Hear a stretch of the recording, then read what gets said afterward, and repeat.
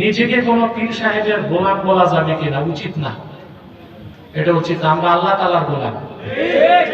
মহব্বত আমাকে বলতে পারি আল্লাহর হাবিবের গোলাম, এছাড়া আর কারো গোলাম আমরা এটা বলবো না।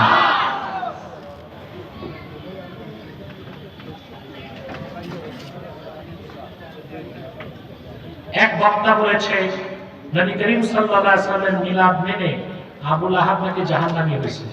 এটা বক্তা না, তক্তা। আরে ভাই, মিলাদুন নবী পালন করার কারণে আবু লাহাব জাহান্নামে যায় না, ঈমান না আনার কারণে জাহান্নামে গেছে। যেমন আব্দুল্লাহ বিন উবাই ছিল ইহুদিদের আলেম, সে ছিল মুনাফিক। সে আল্লাহর হাবিবের পিছে নামাজ পড়তো, সে দাড়িও রেখেছিল, মাথায় পাগড়িও দিত, রোজাও রাখত। গেছে কই? জাহান্নামে। এখন আব্দুল্লাহ বিন উবাই, সে তো আল্লাহর হাবিবের সিরাতের অনুসরণ করছে, কিন্তু জান্নাতে গেছে না জাহান্নামে গেছে? সিরাত অনুসরণ করার কারণে না ঈমান না আনার কারণে? ঠিক একইভাবে মিলাদ পালন করার কারণে আবু লাহাব জাহান্নামে যায় নাই, ঈমান না আনার কারণে জাহান্নামে গেছে। সহজ সরল কথা, বক্তারা বিভ্রান্তি সৃষ্টি করতেছে।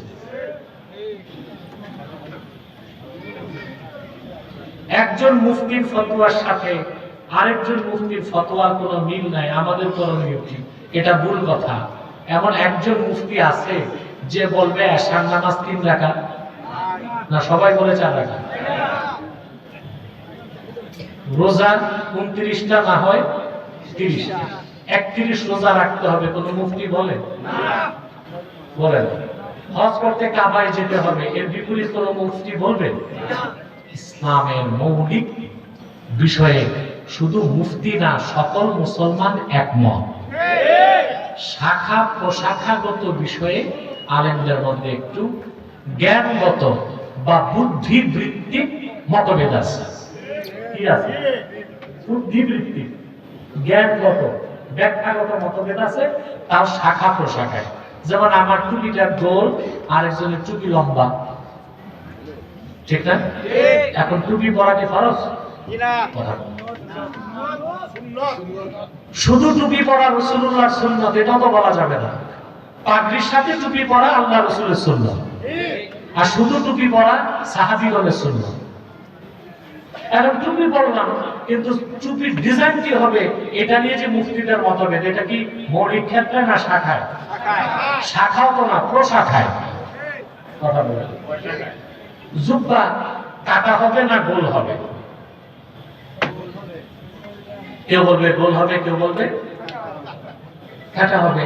এই যে মতভেদ, এটা কি ফরজ ওয়াজিব সুন্নতে না নফলে?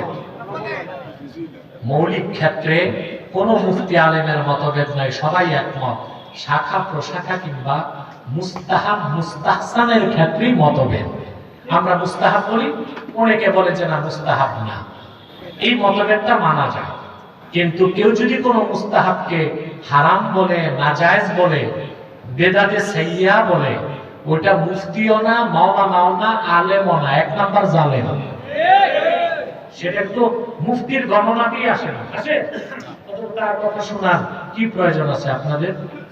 সৌদি আরবিয়া, আল্লাহর কোরআন দিয়ে যে দেশ চলে, সে দেশে আরবের উচ্চ ওলামা পরিষদের ফতোয়ার কারণে সৌদি সরকার প্রতি বছর রাষ্ট্রীয়ভাবে মিলাদুন নবী পালন করে। তা আমার দেশের বক্তা তক্তা যেগুলো, এগুলো তো আরবের আলেমদের জুতা বহনের যোগ্যতাও নাই। তা আপনারা এইসব বক্তা ফেতনাবাজদের ফতোয়া মানতে যাবেন কেন? বড় কথা, আপনাদেরকে দিন কারা শিখাইছে তাদেরকে অনুসরণ করুন। জয়পুর, বদরপুর, ফুলতলি, ফুলফুরা, এসব হক্কানি পীর মাশায়েখগণ আপনাদেরকে যে ন্যাক আমলগুলো শিখাইছেন, যারা দিন শিখাইছেন, তারা কি ন্যাক আমলের নামে বেদাত শিখাইছেন না ভালো কাজই শিখাইছেন? তাহলে আপনি কোন মুফতি কি বলে এটা দেখতে যাবেন কেন?